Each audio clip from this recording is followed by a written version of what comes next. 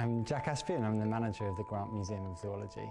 The Grant Museum of Zoology is one of the oldest natural history collections in the UK, and it dates back to 1820s when University College London was founded, and are used in teaching all the time, but we're also one of London's most popular museums, award-winning museums, with thousands and thousands of animal skeletons and animals in jars and taxidermy animals, covering the whole of the animal kingdom, all of geological time across the world.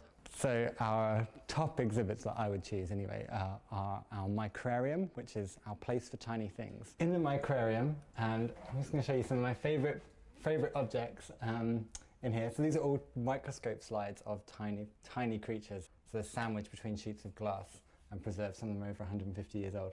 And this one here is a little collection, a little family of leeches.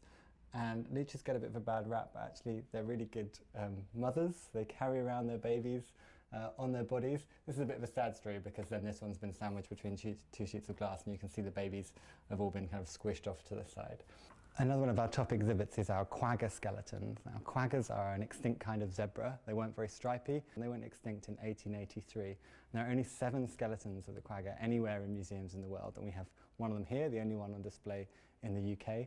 Third object I would pick is our visitor's favourite, and that's the jar of moles. And it's just, it looks like a sweetie jar crammed full of moles. I put it on display a few years ago, and it's really grabbed visitors' attention.